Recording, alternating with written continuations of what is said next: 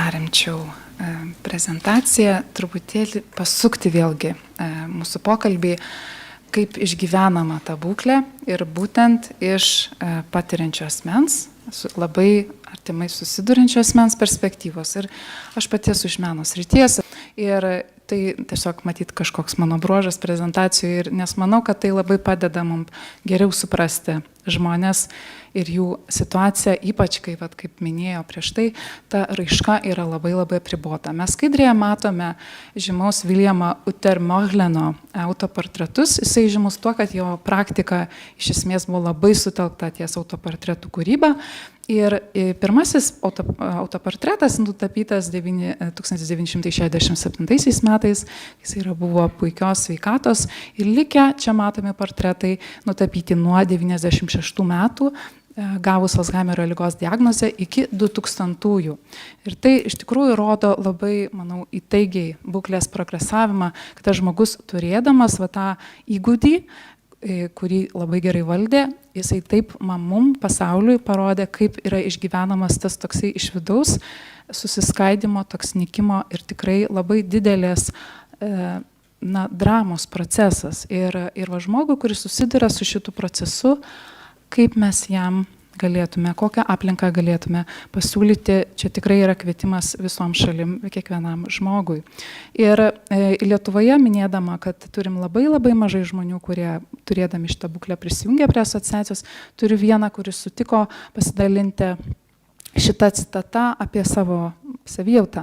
Kai jaučiuos geriau, galvoju, gal man kažkas kita, gal viskas bus kaip anksčiau iki COVID, o kartais neišeina pasakyti, kai nervuojuosi, iš vis pablogėja sveikata, nežinau, ar pavyktų ilgiau šnekėti kažką, mintis šokinėja, atsakau irgi padrikai kartais. Reikia pasitarti ir pagalvoti, ne taip paprasta saviem ir taip neišeina papasakot, pati daug ko nesuprantu.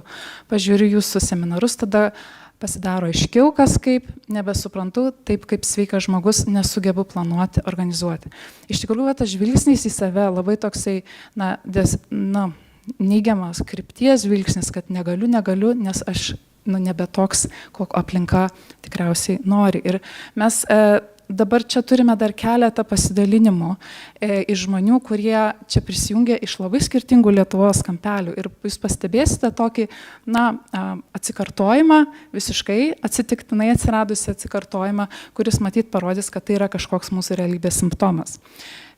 Dabar turiu porą minučių gerbiamos Jolitos Švatienės pasidalinimą, jinai prisijungs vėliau pokalbyje. Dabar tai yra video žinutė.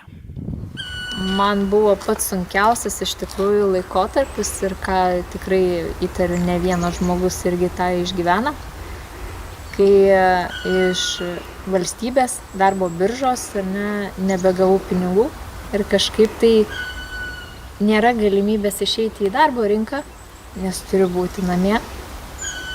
Ir palaikymo iš valstybės nėra dėl to, kad tiesiog jo nėra. Ir gyven kaip nori, maždaug taip. Tai pasakė, kad galiu tvarkyti socialinę pašalpą, bet savo dėl vaikų, dėl mamos man negalioja niekas, dėl to, kad aš jos oficialiai negloboju. Tai yra teisminiai procesai, kurie dabar trunka 2 metai.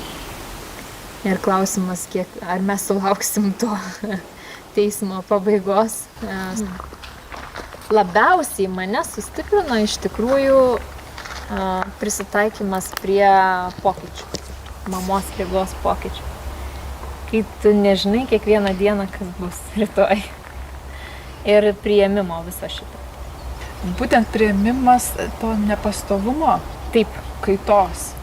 Ir priėmimas to fakto, kad aš nieko negaliu pakeisti. Tiesiog aš išmokau gyventi tuo flow režimu. Eiti pasroviui kiekvieną dieną ir prisitaikant prie to, kas yra. Tai tas mane labai sustiprino ir gal nebeakcentuoju tokių mažų problemų, nepadarau jų didelėm. Gal taip galiu pasakyti. Ir būtent tas suvokimas, ant kiek tai yra trapu, ant kiek tai yra slidu ir mes nei vienas nežinom, kas rytoj mūsų laukia. Tai vat ir to kasdienybės įvertinimas, gal sustojimas ir įvertinimas to, ką dabar turi, kad ir arbatos puodelį gerti, nes dabar aš turiu tą šansą tiesiog atsisėsti ir gerti arbatos puodelį, arba prieiti, apkabinti, pabučiuoti mamą į kaktą.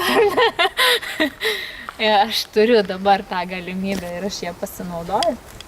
Tai va, tas labiausiai stiprina, tas labiausiai gal išugdo vertybės daug jų. Kas yra esminiai dalykai, dėl ko gyvenimas iš tikrųjų sukasi.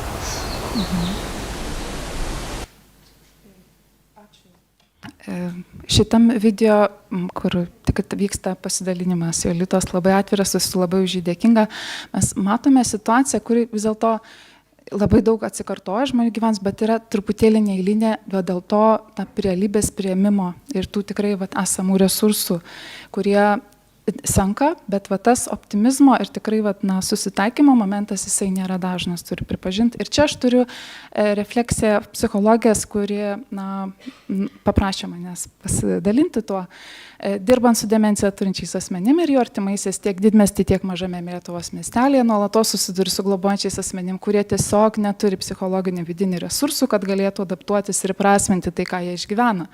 Dauguma mūsų šalies piliečių tiesiog neturi psichologinių įrankių suprasti, ką jie patiria. Apie globėjo patirtį su jais niekas nekalba ir nepasiūlo pagalbos. Daugiau nei 80% slaugančių, su kuriais tenka susidurti, yra visiškai pasimetę. Griūna šeimos, asmeniai gyvenimai, vaikai auga matydami tai, ko patys tėvai ar seneliai negali vardinti.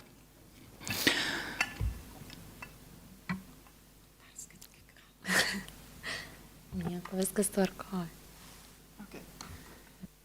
Daug kas slaugo artimai 1-2 kambarių bute.